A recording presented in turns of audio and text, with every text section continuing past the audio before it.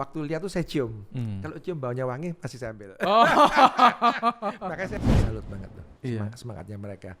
Karena mereka niru saya. Aduh. Karena saya terpanggil sebagai Arema. Waduh. Hobi saya adalah membahagiakan orang lain. Oh, okay.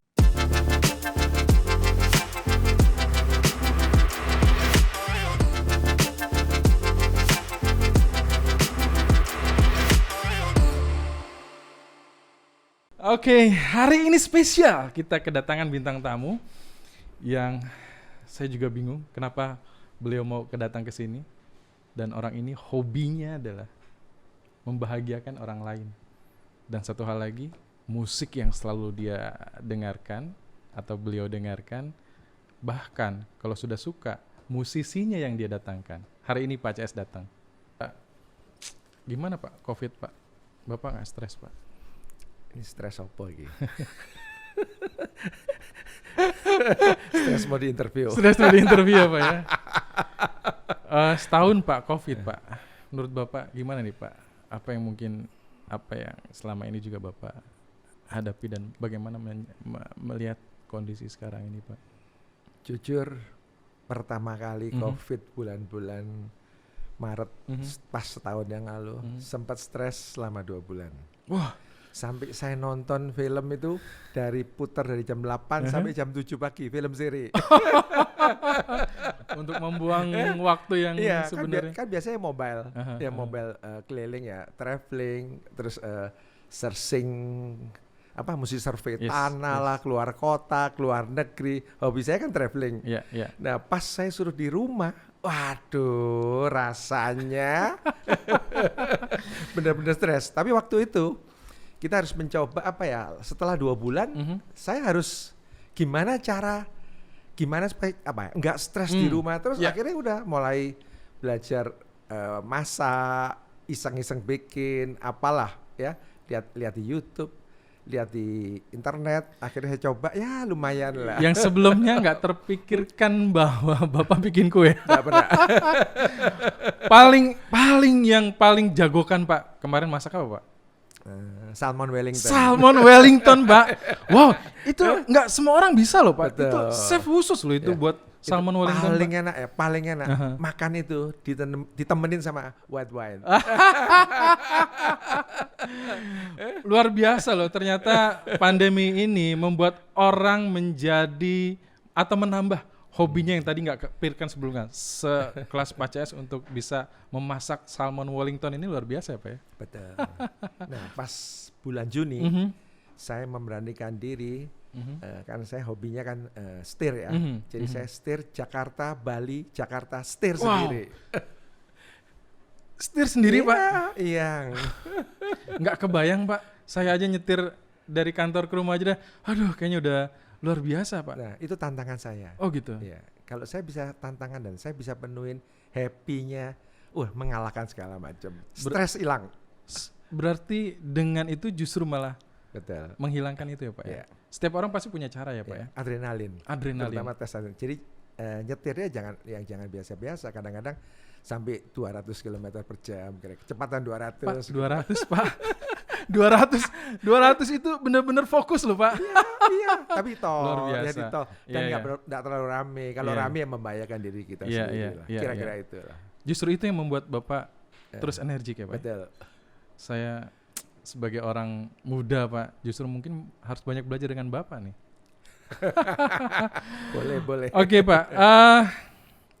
Kalau kita lihat Pak, saya kemarin juga ngobrol-ngobrol dengan beberapa orang ya di podcast ini juga Pak ya. Kenapa saya hadirkan Bapak di sini juga? Salah satunya adalah bahwa orang-orang ini selalu menyebut nama Pak CS nih Pak. Nah, ternyata orang-orang ini adalah orang-orang yang dulu membesarkan BINUS hingga sekarang ini Pak. Artinya mereka masih ada di sini bersama BINUS Pak. Mungkin Bapak kenal Pak Trijoko? Ya, kenal. Soalnya kan saya nomor induknya di kantor kan 01. Kalau mereka nggak kenal saya, kebangetan. Kebangetan ya Pak. Ada Pak Tri Punjadi, ada Pak Besar yang dulu Ibu Ineke. Bu Ineke ya. Iya, Pak Besar kalau nggak salah dulu dia dari security malah Pak ya. Betul. Iya, kayak kemarin saya sempat juga undang beliau, wah ternyata Anda sekarang jadi dokter, ternyata dulunya security gitu ya. Iya, saya salut banget tuh Iya. semangatnya mereka. Karena mereka niru saya. Aduh, itu Pak. Itu yang mungkin hari ini saya ingin coba kulik Bapak, bagaimana menularkan semangat-semangat itu Pak. Bahwa segala sesuatunya nggak ada yang tidak mungkin Pak gitu ya. Yang sekarang ini juga Bapak selalu memberikan semangat kita isu ora isu kudu isu. Betul. Tapi kita nggak bahas sekarang Pak. Nanti belakangan supaya kita bisa tahu apa yang mungkin Bapak lakukan saat ini Pak. Tahun 80-an ya Pak, berawal dari Makalewe di Grogol kan Pak ya? Atau mungkin pada saat di Syahdan Bapak udah mulai aktif di BINUS sendiri Pak? Saya sebenarnya aktifnya itu sebelum BINUS berdiri. Jadi masih kursus ya dari tahun 74. Oh iya. Startnya dari sebuah garasi, benar-benar dari garasi itu. Yang kita nyebut, saya sering nyebut apa MCC, MCC, ya? Modern Computer Computer Course. Course. Betul. Itu dulu nggak banyak ya Pak? Muridnya kita cari dari 20, kita telatenin sampai totalnya sekitar 2.000 orang. Wow, saya dengar ceritanya juga orang-orang yang angkatan pertama ya Pak, dia juga katanya ada 500 sampai 600 ya Pak pada saat itu ya Pak. Angkatan pertama BINUS berdiri tahun 81 itu 600. 600 Pak. Ya. Dan sekarang tahun kedua mahasiswa baru 900 jadi total 1.500. Dan sekarang Pak 150.000 Pak. Saya malah nggak tahu. Luar biasa Pak. Saya malah nggak tahu jumlahnya. Saya tahunya pokoknya survei, keliling, lihat lokasi, seneng beli. Terutama Pak, waktu lihat tuh saya cium. Kalau cium baunya wangi pasti saya ambil. Makanya saya terkenal kan. Pokoknya tanah kalau dari cium Pak CS katanya kalau memang wangi pasti jadi. Itu Pak, itu ilmu nggak ada loh Pak di sekolahan Pak. Tidak ada ilmunya. Nggak ada ilmunya. Terus terang karena mungkin saya dipakai oleh Tuhan lah untuk benar-benar membesarkan BINUS kira-kira itu aja. Iya, sekarang dari 500 sampai 150.000. Siapa yang nyangka Pak? Ya, benar. Kalau saya flashback kadang-kadang, waduh, saya hanya bisa berterima kasih, thanks God gitu aja. Saya boleh gali sedikit ya Pak ya. Pada saat itu mungkin Bapak juga mungkin nggak menyangka ya, dan Bapak komit memilih di dunia pendidikan Pak. Di tahun 80-an mungkin juga pendidikan, ya boleh dibilang nggak seramai sekarang gitu ya Pak ya, bahwa orang sudah sangat aware sekali dengan dunia pendidikan, harus kualitas pendidikan seperti apa segala macam Pak. Kenapa pada saat itu Bapak memilih pendidikan? Kan banyak bisnis lain atau mungkin ya hal lain yang sekiranya mungkin bisa memberikan nilai lebih terhadap kehidupannya Bapak dan keluarga gitu Pak. Betul. Kenapa Pak memilih itu? Karena terus terang ayah saya tidak pernah mengenyam pendidikan tinggi. Jadi pesan kepada anak-anaknya, jadi tidak memberikan modal, tapi memberikannya dengan satu gelar, jadi harus kuliah, lulus sarjana, jadi dengan bekal itu harus bisa hidup. Jadi bukan dikasih modal uang, tapi dikasih modal pendidikan. Jadi saya punya 6 saudara, semua sarjana. Wow, Bapak 6 bersaudara ya? Ya. Yang sangat concern terhadap pendidikan Pak? Terutama yang saya 6 saudara, 5 laki, 1 perempuan. Yang perempuan yang almarhumah Ibu Widya itu benar-benar yang dedikasinya ke pendidikan sangat tinggi.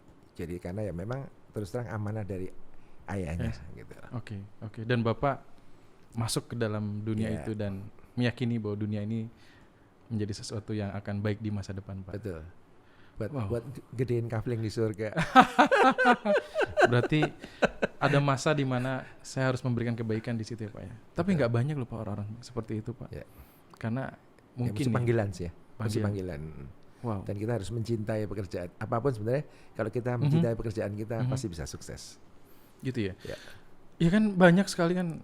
Wah, saya nggak menyangka juga gitu ya. Pak Ca sendiri tipikal yang kalau saya lihat atau orang lain mungkin jauh dari dunia pendidikan gitu ya. Dan saya melihat kenapa? Makanya saya hari ini pengen menggali kenapa itu terjadi. Oh, ternyata juga mungkin ada hal-hal yang sekiranya tadi ya tidak segalanya itu diukur dengan nilai rupiah ya Pak. Betul. Oke. Di 74 di Makalewe akhirnya move ke Syahdan. Kampus pertama kita Syahdan benar-benar dibebasin dengan luas 3.000 square meter. Wow. Cuma 3.000 meter. Gimana ceritanya Pak? Dapat syahdan Pak? Ya, ya keliling dengan bantuan teman, cari kanan info kanan kiri, akhirnya kita dapat kampus pertama di Syahdan. Luas pertama kali yang dibeli 3.000 meter persegi. Wow. Dan disitulah baru kita melihat.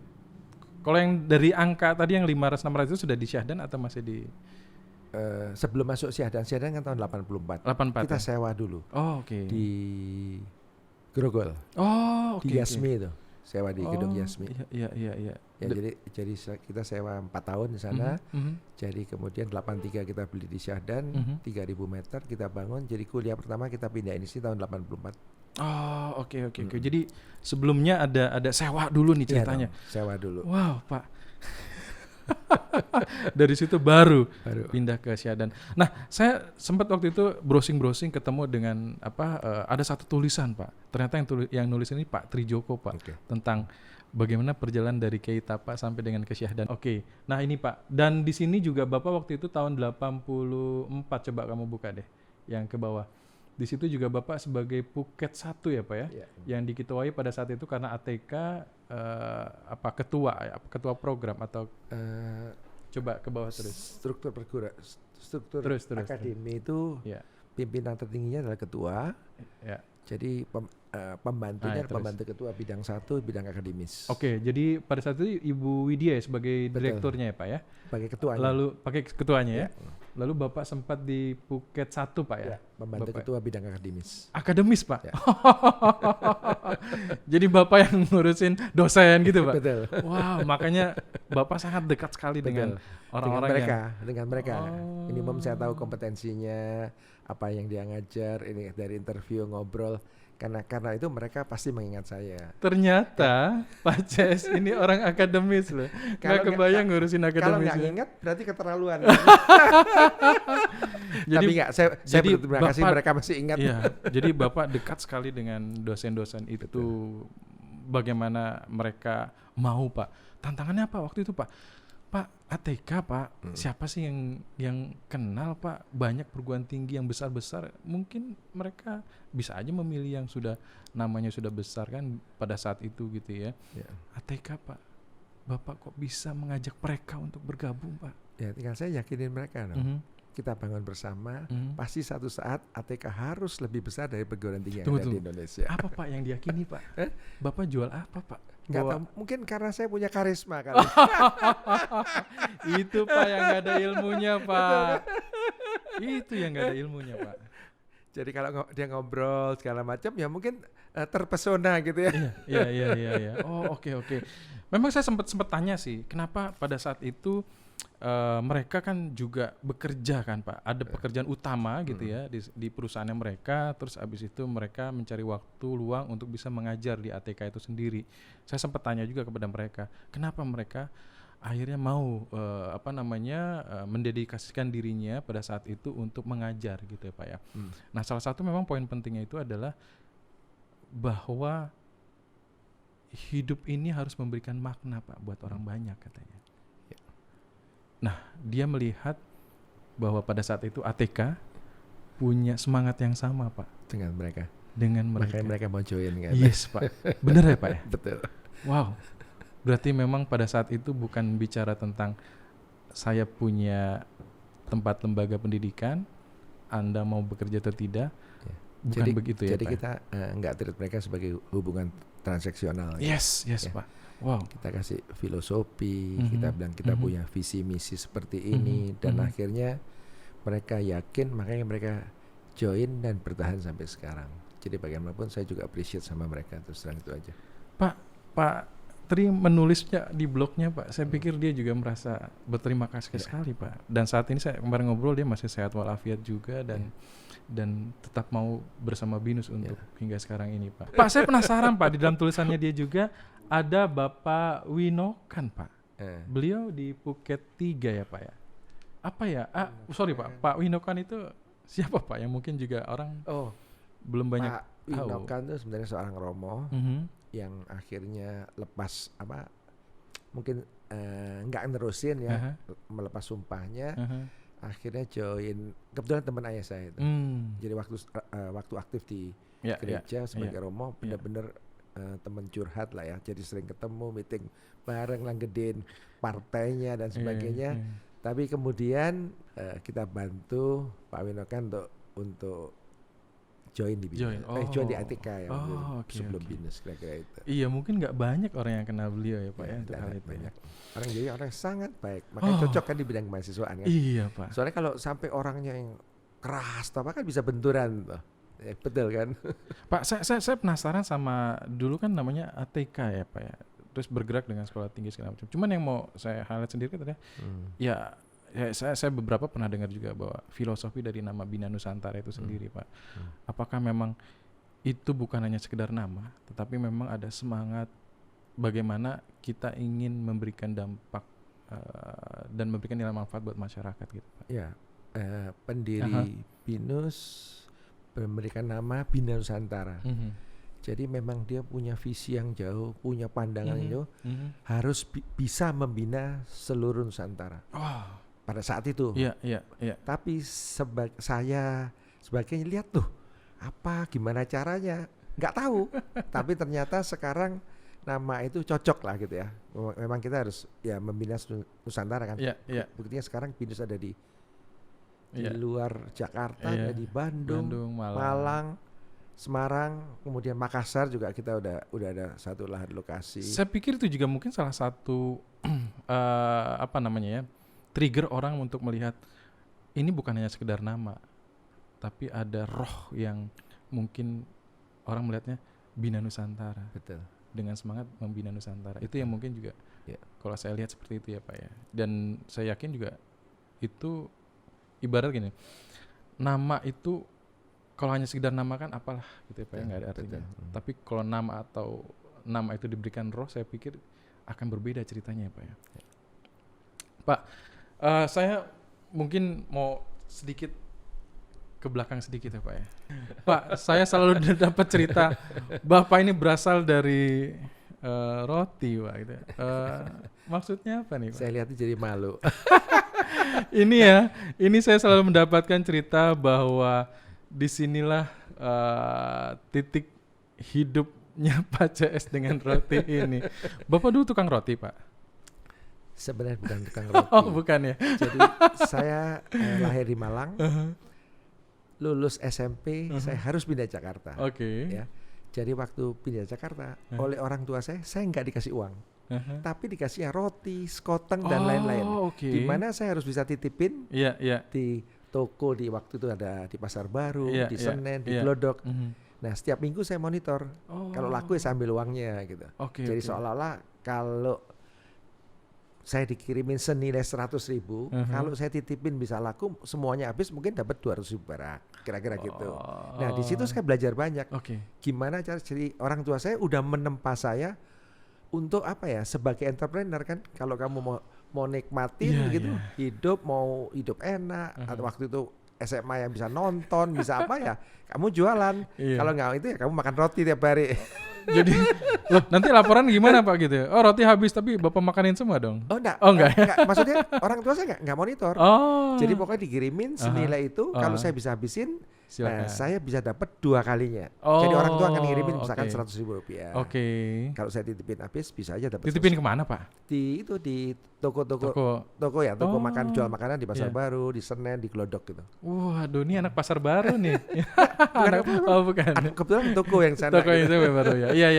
Iya. Tahun-tahun itu Pasar Baru top banget kan? Bener Pak. Siapa yang nggak kenal dengan Pasar Baru Pak gitu loh. Apapun di sana ada orang pasti belanja segala macam itu di sana Pak. Oh berarti memang jiwa kewirausahaannya Bapak sudah memang diajarkan oleh keluarga. Dilatih ayah saya. Ayah saya seorang entrepreneur soalnya. Kan ayah saya itu leverancier ya, supplier bahan baku pabrik kertas di Leces Jawa Timur. Jadi supply soda, gula, beras dan sebagainya. Nah waktu mau dibayar sama si pabrik kertasnya, ayah saya nggak mau dibayar uang. Ayah saya minta dibayar DO, delivery order dari produknya kertas.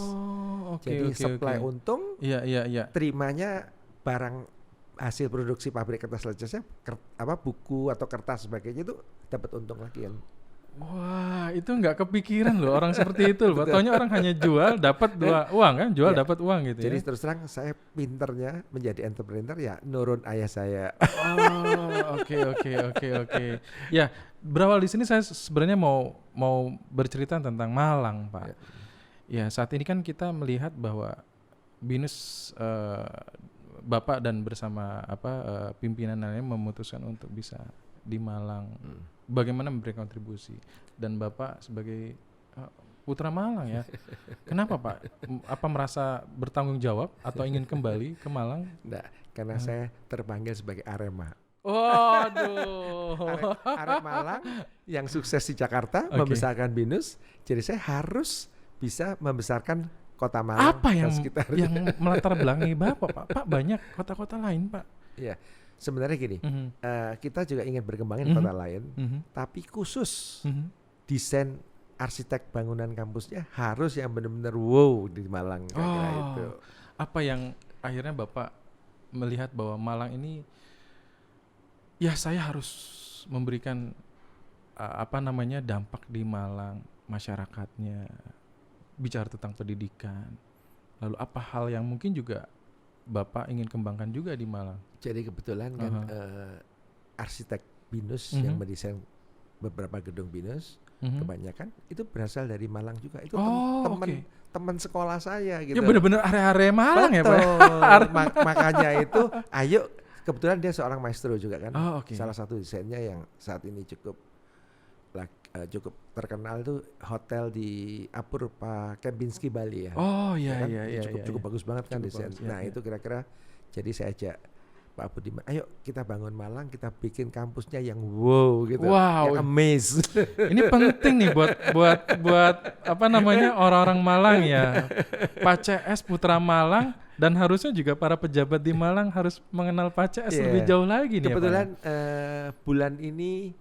akhir bulan ini kita akan diterima audiensi oleh Bupati dan Wali Kota. Waduh, luar biasa Pak. Mudah-mudahan kita inilah BINUS bisa ikut berkontribusi memajukan Kota Malang dan sekitarnya. Apa Pak yang mau disampaikan ke pejabat Pak? Mudah-mudahan ide atau ide kita memajukan Kota Malang bisa diterima dengan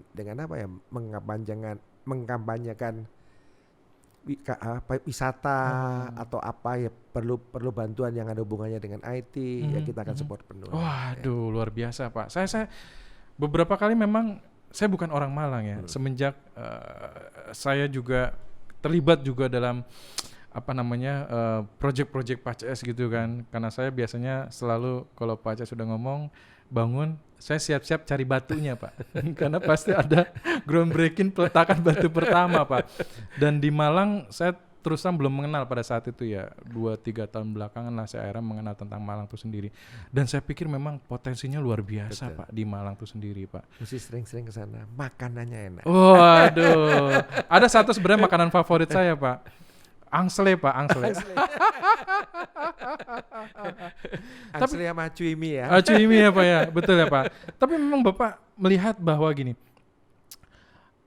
apakah di Jakarta sudah cukup gitu ya? Dalam arti sudah saatnya membina Nusantara ini sudah mulai terasa di masyarakat Pak. Saya rasa ya, kan kita Jakarta udah ada di Jakarta, Bekasi, Alam Sutra, Serpong, segala macam kita udah ada.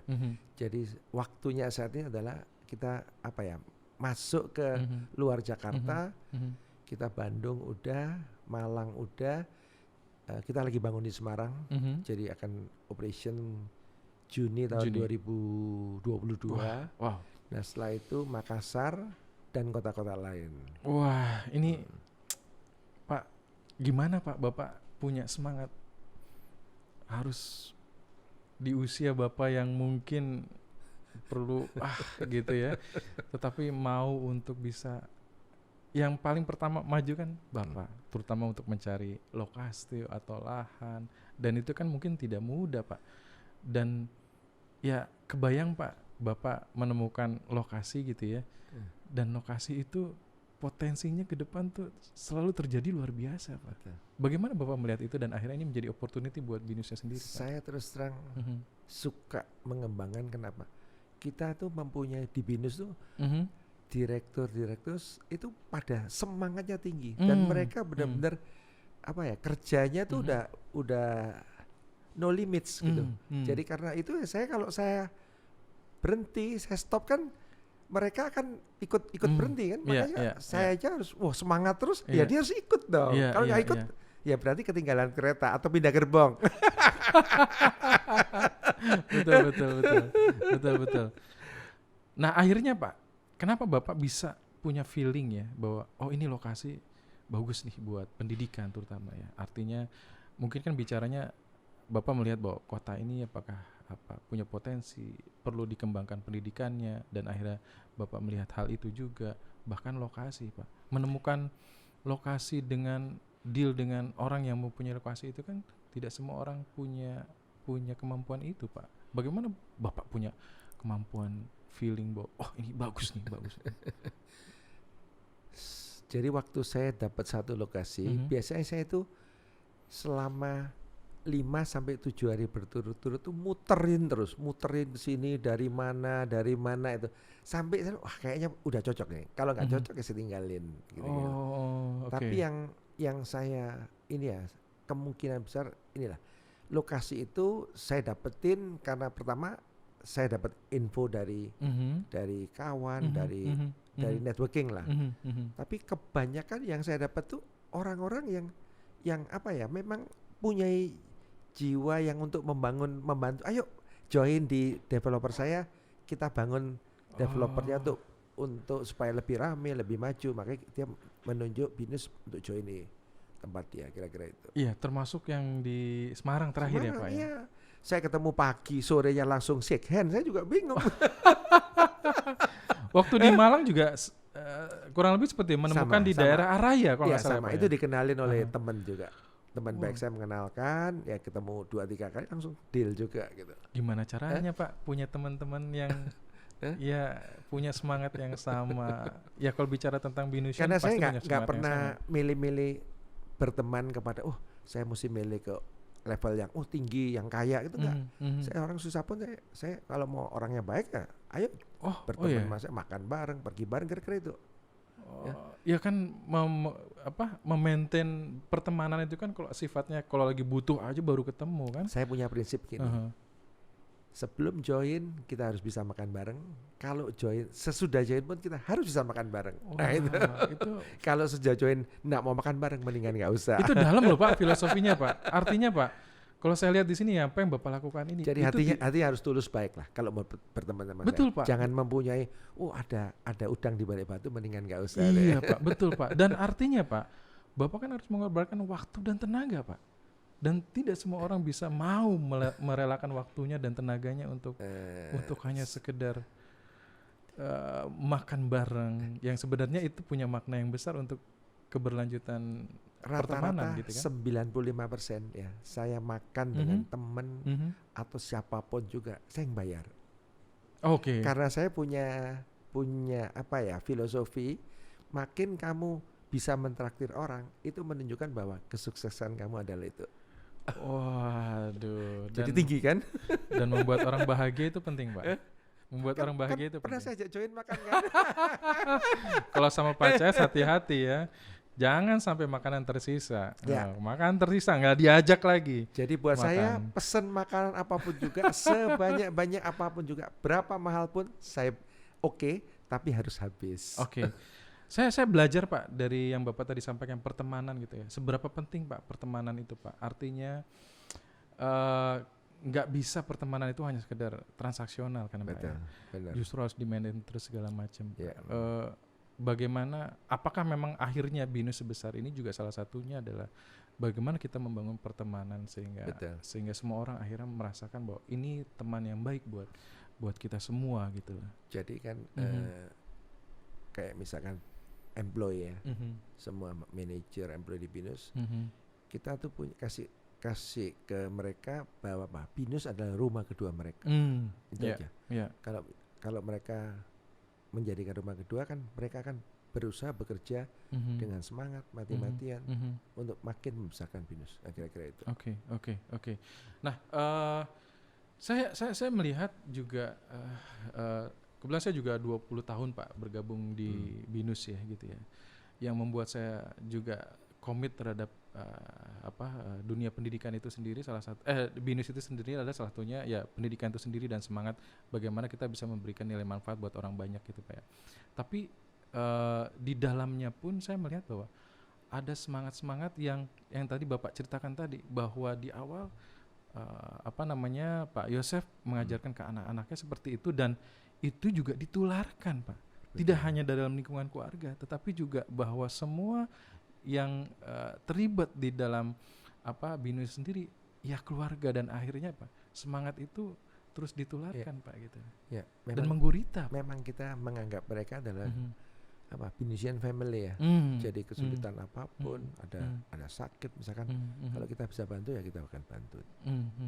Oke. Dan tidak ada rasa capek untuk bisa keluarga, karena keluarga jadi kamu bisa cek pasti kan. si ini gitu. Iya. Oke. Pak, Bapak menyangka Pak, kalau dilihat dari peta ini Pak, kita sudah seluruh Indonesia Pak, bahkan di beberapa negara Pak. Jadi betul.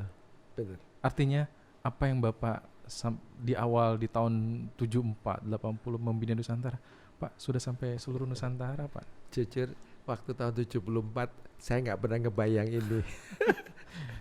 Kalau ngebayang mungkin bagaikan bungkuk merindukan bulan. Yang penting pokoknya kerja keras semangat itu aja. Oke. Jadi kalau kita lihat di sini siapa Pak sampai ke ujung Pak. Betul. Amazed banget ya. Amazed Jadi Pak. terus terang ya saya sangat berterima kasih pada ayah saya, almarhum ayah saya, almarhumah Mbak Yu saya, almarhumah Ibu Widya.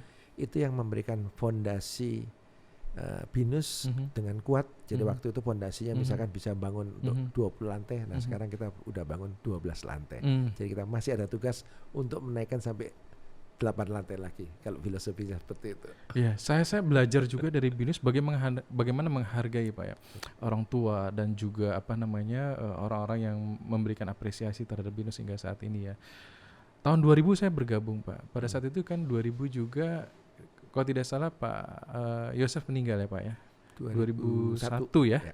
Itu saya 2 tahun di BINUS. 2001 saya ikutan juga tuh Pak, mengantarkan kita bis-bis besar gitu ya, berangkat untuk bisa memberikan apresiasi terakhir terhadap Pak Yosef Hibo itu sendiri. Dan saya apresiasi sekali pada saat di daerah Bogor ya Pak, betul ya, Gunung Gadung ya, Gunung Gadung. Saya lihat, wah itu lapangan bola.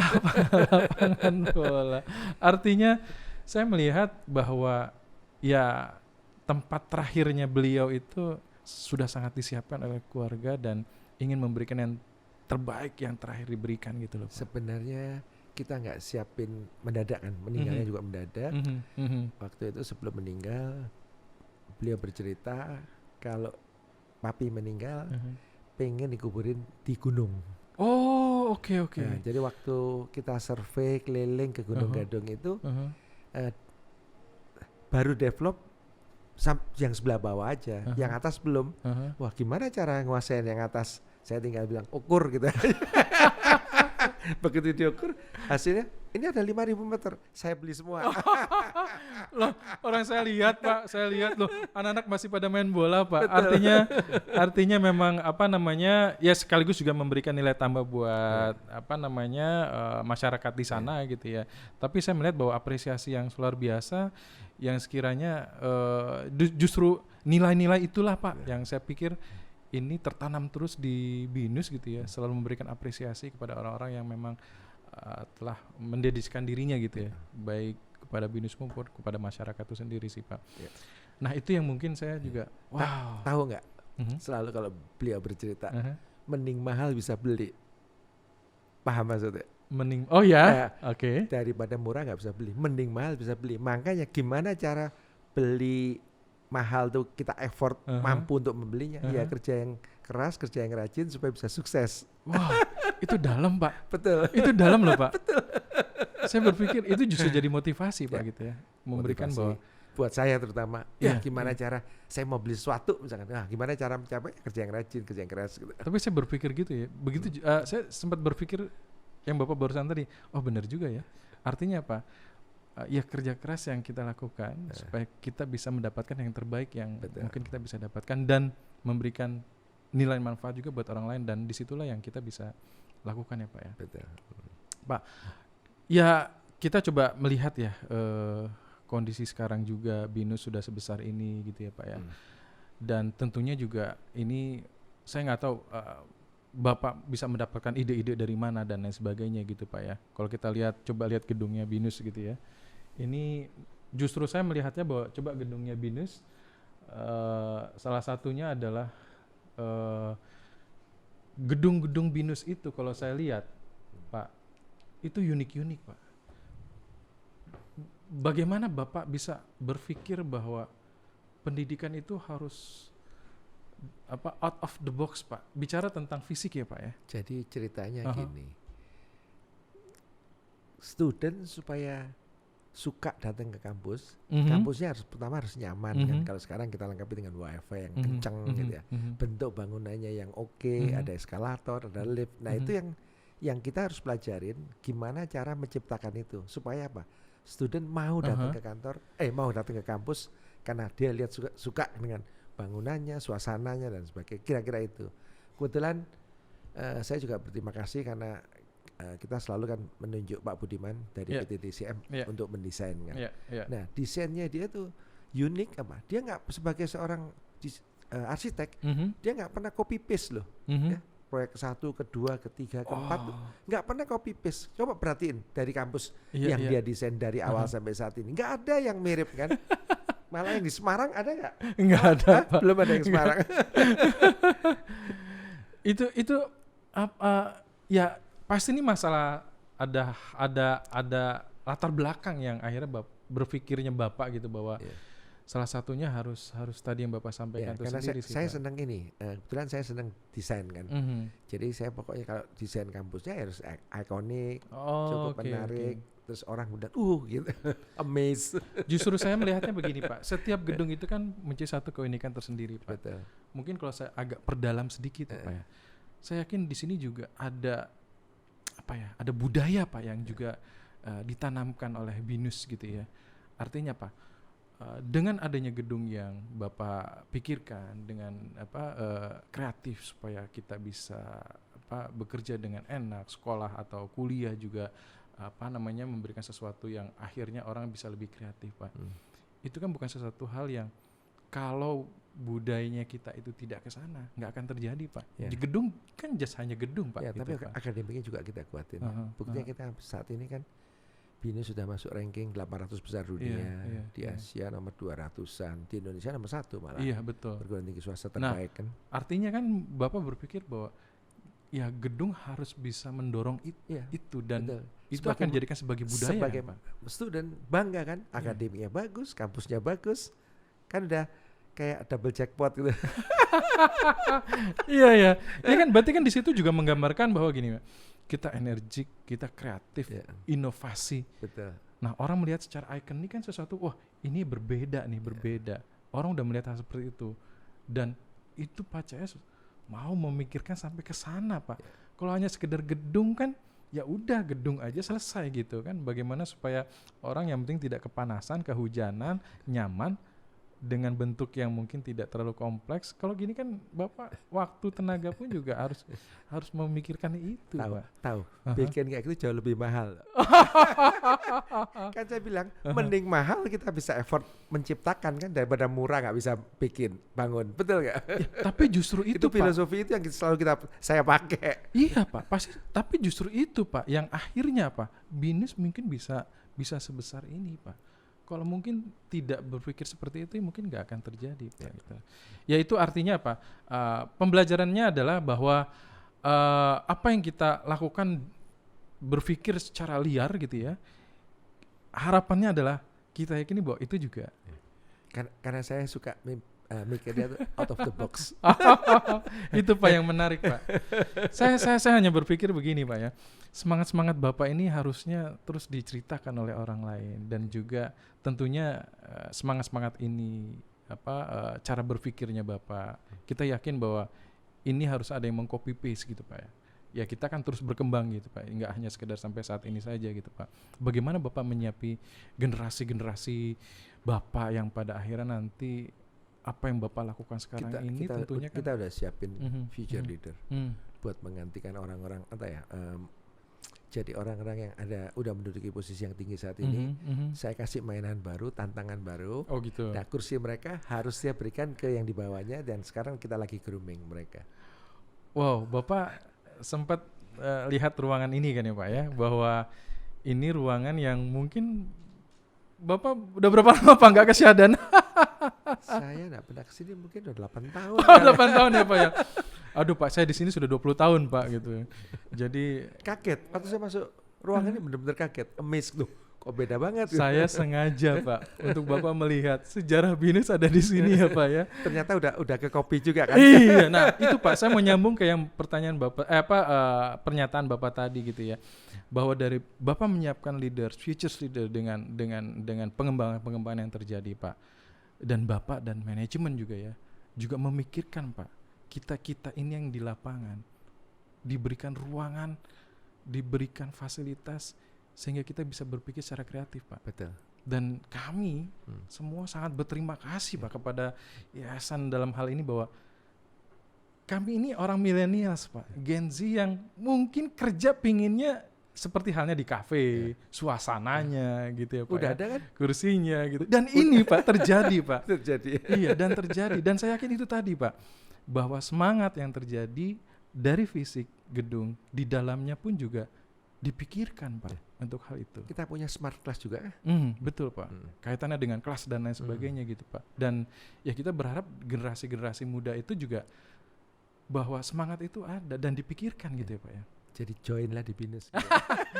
Joinlah di BINUS ya Pak ya.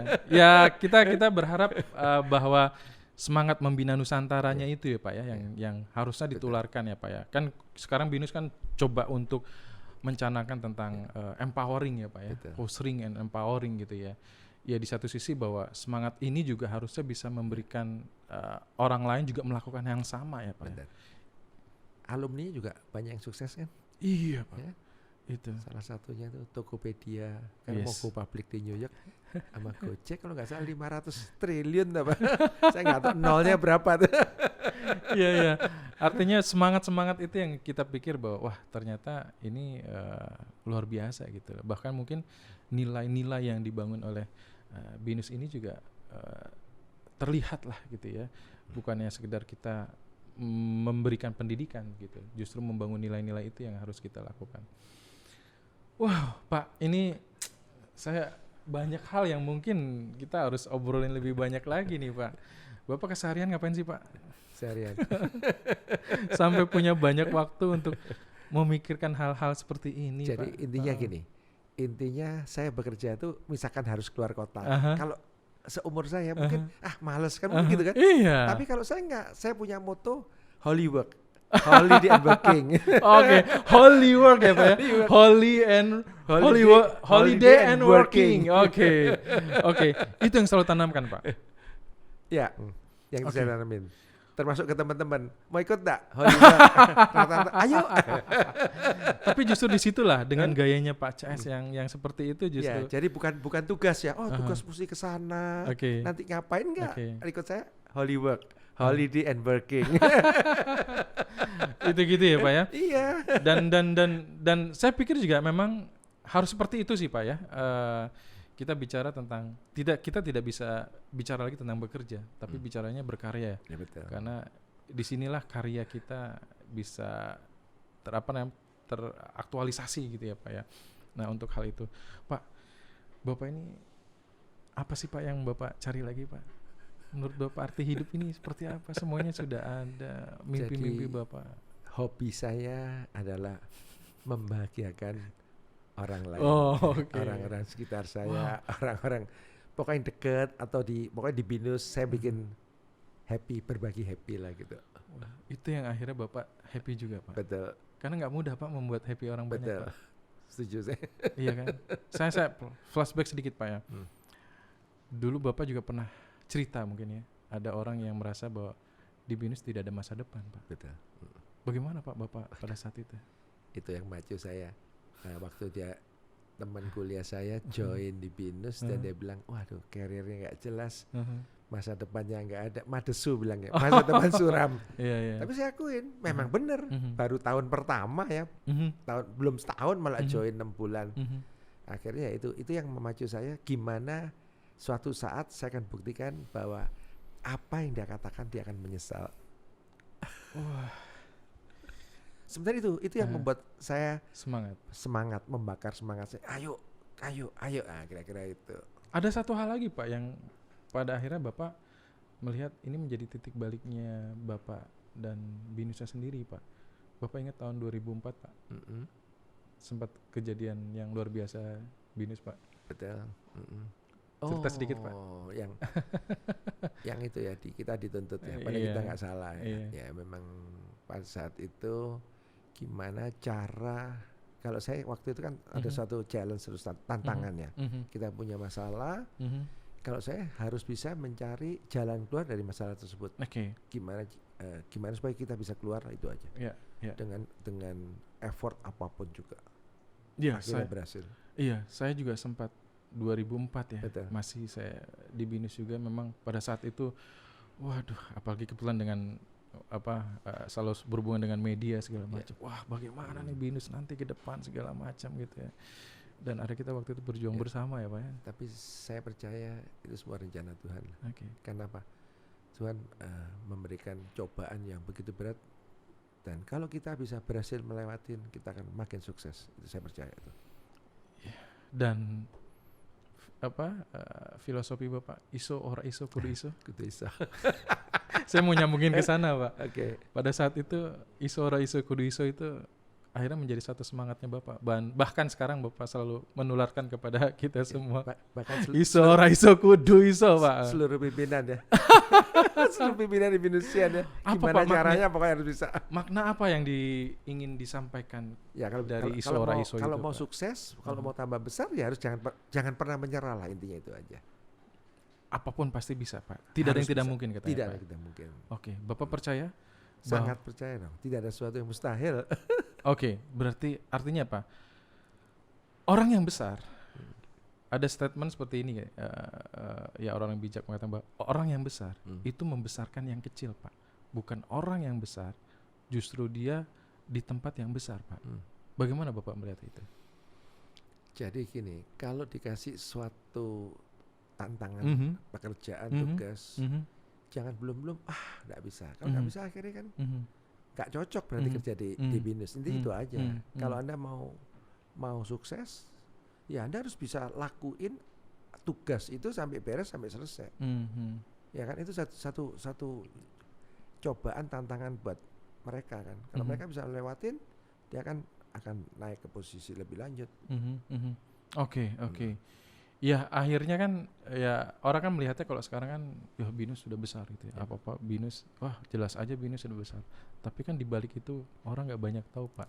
Saya butuh Bapak juga untuk bisa menceritakan bahwa ini juga kita luar biasa perjuangannya. Ada satu titik kita jatuh, ada satu titik kita harus berjuang gitu Pak. Sebenarnya sistem ya, sistem di BINUS itu jadi mulai dari pegawai masuk, kita training. Jadi itu ya kayak mereka mau duduk posisi di mana? Ya mereka harus effort, harus minta pendidikan, minta di training, training ini, training itu, dikasih cobaan pekerjaan. Kalau mereka bisa laluin semua, ya dia akan menduduki jabatan yang lebih tinggi. Dan itu sebenarnya sistem itu kita udah siapin, semua sih BINUS kita siapin. Kita punya divisi namanya BCLND. Itu yang apa ya? Mereka di sana, yang join di sana untuk menggantikan, yaitu tadi future leader. Harus mencari Pak CS yang lain, Pak. Itu Pak yang harus ada. Saya nggak kebayang nih Pak CS-nya nanti tugas saya ke depan gimana tugas Pak. Saya gitu. Cari CS lain kan. Itu ya. Ya di satu sisi memang Bapak kan selalu bilang bahwa tidak ada superhero ya. yang ada adalah super team gitu ya Pak ya. Ya artinya juga Bapak bersama Binus ini juga tidak sendirian gitu ya Pak ya. Iya pastilah. Itu kalau yang saya mungkin Superman, Binus tidak bisa segede ini. dan saya melihat itu Pak. Ada beberapa yang Superman, Superwoman nggak cocok di Binus keluar. Oh gitu ya Pak ya. Waduh, ini ada cerita-cerita yang menarik tapi kita nggak cerita tentang itu ya Pak ya. Jangan itu ya Pak. Nggak enak ya Pak ya. Tapi itu apa? Karena Tuhan merencanakan bahwa Superman atau Superwoman itu tidak cocok bekerja di Binus. Oh, oke. Jadi bukan saya yang keluarin, tapi yang Tuhan yang mementingkan. Kamu nggak cocok deh. Gitu. tapi Bapak percaya ya, ketika Bapak dalam kehidupan ini gitu ya, menemukan sesuatu, ketemu seseorang, lalu mendapatkan sesuatu, apakah itu rencana Tuhan menurut Bapak? Sudah diatur bahwa 99,99% Tuhan punya rencana semuanya. Karena saya banyak kejadian-kejadian yang kalau saya sebagai seorang manusia, saya berpikir nggak mungkin. Oke. Tapi ternyata pada hari hanya beres. Terutama yang di luar kemampuan kita ya. Kayak misalkan waktu saya bebasin tanah, terus jalan dari depan nggak bisa masuk. Akhirnya saya bebasin sampai belakang, jalan belakang. Waktu saya survei, itu hancur. Jadi berlubang-lubang ya. Jadi pakai jeep baru bisa lewat. Nah, kalau saya tahu nggak bakal saya beli kan. Iya, betul. Karena apa ya? Ternyata cobaan nggak boleh masuk pintu depan tuh. Akhirnya saya berusaha untuk dapetin kampus yang lain. Nah, kampus lain berdiri. Akhirnya setelah saya bebasin sampai belakang, pada hari hanya operation, jalan di belakang bisa rata. Saya bangun ke Pemda, bukan saya kan, bukan Binus kan. Tapi terjadi. Itu kan jadi saya tahu bahwa itu rencana Tuhan. Kalau saya dikasih jalan mulus lewat pintu depan, mungkin kampus yang dalam sutra nggak ada. Jadi saya percaya 100% rencana Tuhan. Oke. Ada hal yang mungkin juga saya selalu belajar Pak. Saya juga beberapa kali statement di podcast itu sendiri gitu Pak ya. Bahwa gini, ketika kita menanam kebaikan, kita pasti akan mendapatkan kebaikan pula. Tetapi kebaikan itu kita tidak harapkan dari orang yang memberikan atau orang yang kita berikan kebaikannya itu Pak. Artinya bisa aja kebaikan itu dari orang lain. Dari orang lain, betul sekali. Bapak dengan cerita tadi, kalau saya lihat apa yang Bapak tanamkan kebaikan itu justru walaupun kita punya niat yang baik ya Pak ya.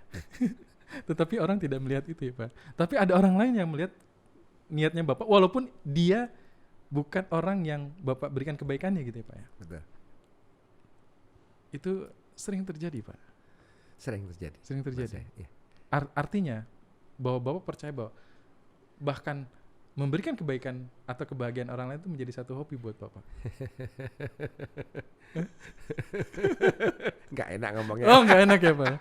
Ya artinya kan kita tidak bisa pamrih juga ya Pak ya. Ya saya sengaja saya belok-belok kan supaya artinya saya ingin menangkap garis merah gitu ya atau benang merah yang apa sih sosok dari Pak CS itu sendiri sih gitu loh. Sehingga apa yang Bapak lakukan bahwa membahagiakan orang lain itu menjadi salah satu hal yang saya sering lakukan karena di belakangnya adalah ternyata kebaikan itu juga memberikan sesuatu yang luar biasa gitu, Pak. saya terus terang bagaimana Pak untuk bisa saya nggak kepikir bahwa hal-hal seperti ini tuh lahir Pak di Binus gitu ya, mulai dari ya sampai sekarang dan tetap bertahan Pak, hampir 40 kalau kita hitung di ATK hampir 40 tahun ya Pak ya. Tapi tahun. Iya, tapi kan kalau dari 74 itu udah 46 ya. 46 ya Pak ya. Dan itu kalau saya lihat Pak, konsisten itu diajari terus Pak, dan itu tidak mudah Pak. Betul. Sekarang karyawan berapa Pak? 5.000-an ya. 5.000-an ya. Pak. Student 150.000 ya kayak. Menggerakkan itu Pak. Itu kalau nggak punya rel yang sama Pak, ya. Berat Pak. Ya teamwork kita cukup bagus. Ya, pimpinan kita pimpin dengan hati rata-rata. Terus juga mereka adalah super tim yang benar-benar perfect semua. Apa yang Bapak jaga atau mungkin gitu kalau bicara tentang sosok ya Pak ya. Siapa yang Bapak pegang saat ini, sosok yang mungkin bisa memberikan terus semangat buat saya Pak? Sosok maksudnya gimana nih? dalam arti siapa orang yang mungkin bahwa ini adalah sosok yang saya harus selalu mengingat atau memberikan pelajaran selama. Sebenarnya terus terang saya belajar banyak dari almarhumah Ibu Widya. Jadi pertama sense of closure. Itu yang saya pegang sampai saat ini. Jadi sense of closure itu artinya gini. Kalau kamu punya mimpi, kamu punya ide, jangan cuma ide atau mimpinya itu tidak bisa dilaksanakan, harus sampai tuntas selesai, itu aja. Ya. Dan juga harus menjadikan karyawan-karyawan di BINUS itu menjadikan BINUS adalah rumah kedua mereka. Jadi pilihan kerja lah ya, pilihan tempat bekerja. Akhirnya kita juga terpilih menjadi itu kan, kita dapat award employer choice ya. Yes Pak, ya, betul. Tempat bekerja yang menyenangkan. Betul. Pak. Jadi kalau nggak ada itu, kan karyawan kita kan keluar masuk ya. Boleh dibilang sekarang nggak ada, mungkin kecil sekali keluarnya karena ikut suami, ikut keluarganya, ikut apa. Gitu. Pak, sampai kapan Pak? Bapak harus seperti ini Pak? Sampai napas saya yang terakhir. Iya, ada mimpi mungkin Pak yang belum. Ya, saya yakin sih mimpinya Bapak hampir semua sudah. Ada mungkin hal yang tadi yang mungkin Bapak justru yuk mengajak kita semua, yuk kita. Sebenarnya saya mimpi itu bikin satu digital hub ya di luar kota. Digital hub Pak? Di satu pulau gitu. Saya lagi cari pulau impiannya belum ketemu. Waduh, itu mimpi yang wah itu luar biasa Pak. Saya pikir itu berpikir yang mungkin out of the box Pak. Betul. Digital hub itu tidak mudah Pak. Betul. Gitu loh. Apa yang akhirnya Bapak melihat ini akan luar biasa Pak? Saya belum mau cerita. Oke. Nantikan ya Pak ya. Takut ada yang tahu. Terus enggak bisa ngecup pulau. Itu yang mungkin Bapak mimpi bagaimana juga saya melihat bahwa BINUS juga terkenal dengan teknologinya juga ya Pak, salah satunya ya. Bahwa dulu kita terlihat atau dirasakan bahwa lulusan BINUS kaitan dengan teknologi sangat dilihat sekali gitu ya. Lalu seiring berkembangnya zaman BINUS juga bahwa teknologi sudah menjadi salah satu backbone gitu ya. Dan mimpinya Bapak sekarang bagaimana teknologi ini pun juga bisa memberikan manfaat buat orang banyak, masyarakat dan dunia mungkin kali Pak ya. Jadi bukan digital hub sebenarnya, digital paradise. Waduh, saya nggak kebayang Pak. Kalau saya ngelihatnya, walaupun saya belum pernah ke Amerika ya, mungkin Silicon Valley-nya itu ada di digital hub itu sendiri kali ya Pak ya. Tunggu tanggal mainnya Pak. Dan ini juga menjadi closing kita Pak untuk ngobrol kita hari ini Pak. Dan biarkan penasaran ya Pak ya. Jadi nantikan di part berikutnya ngobrol dengan Pak Jaya pasti nggak ada habis-habisnya. Saya yakin juga banyak cerita-cerita yang belum terungkap Pak. Dan kita harapkan bahwa memang cerita-cerita yang Bapak sampaikan ini juga memberikan inspirasi Pak. Betul. Kita nggak bicara tentang bahwa ya BINUSnya sudah sebesar ini, tapi ada nilai-nilai yang mungkin nilai-nilai itu juga harusnya bisa dilakukan juga gitu di siapapun gitu ya. Yang pada hari ini yang mungkin nanti juga akan mendengarkan gitu ya, bahwa ada hal yang sekiranya bahwa membangun sesuatu itu harus dengan hati, betul ya Pak ya? Betul. Hati dan passion Pak ya. Wah Pak, makasih banget Pak sudah mau hadir di sini Pak, dan di sejarahnya BINUS Pak di sini Pak. Bapak kembali lagi dan kita yakin bahwa semangat ini pun juga harusnya terlahir di BINUS atau di orang-orang yang mungkin punya semangat yang sama untuk bisa memberikan manfaat buat bangsa ini Pak. Betul. Terutama untuk bagaimana kita membina Nusantara itu sendiri Pak. Thank you Pak. Sampai ketemu lagi. Sama-sama. Let's close this our podcast Pak. Thank you. Thank you. See you.